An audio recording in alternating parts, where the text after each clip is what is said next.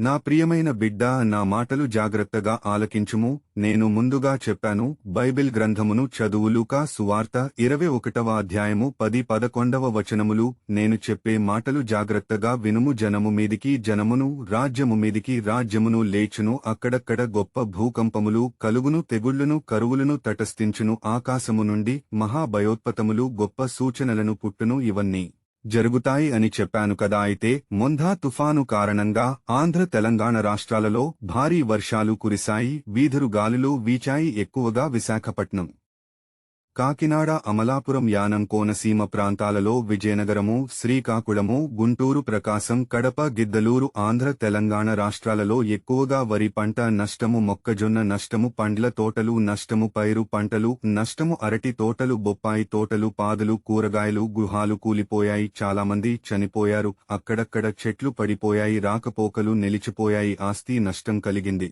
వాగులు, చెరువులు, సముద్రాలు, ఎర్ర కాలువలు, పిల్ల కాలవలు అన్ని పొంగాయి. గ్రామాల్లో కూడా నీరు జలమలమయ్యాయి. ఇవన్నీ నేను చూస్తున్నాను. మీకు సహాయం అందేలా అన్ని విధాలుగా ప్రభుత్వం వారిని ప్రేరేపిస్తున్నాను. వారు మీకు సహాయం చేస్తారు అంటే సహాయము చేసిది నేనే అని నువ్వు గుర్తుంచుకో. ఇవన్నీ జరుగుతున్నాయి అంటే నేను త్వరలో రానేయున్నాను కాబట్టి నీవు సిద్ధపడి ఉంటావని ఈ సూచనలు నీకు తెలియజేస్తున్నాను. దొంగ ఏ గడియలో వస్తాడో మీకు తెలియదు కాబట్టి దొంగ వస్తాడని తెలిస్తే కాపలా పెట్టి జాగ్రత్త పడతావు. కాబట్టి దొంగ ఏ గడియలో వస్తాడో నీకు తెలియదు. అలాగే నేను ఏ గడియలో వస్తానో నీకు తెలియదు కాబట్టి అబద్ధం ఆడకుము, దొంగతనము చేయకుము, ఎదుటివానిది ఆశించకుము, నరహత్య చేయకుము, విశ్రాంతి దినమును ఆచరించుము, తల్లిదండ్రులను గౌరవించుము, నేను తప్ప వేరొక దేవుని పూజింపకుము, నేనే నిజమైన దేవుడినని, సృష్టికర్తనని నీవు గుర్తిరిగి చెడు కార్యాలకు దూరముగా ఉండుము. అసూయ, ద్వేషము, స్వార్థము, కక్షలు, పగలు, కామతత్వము, చెడు అభిప్రాయాలు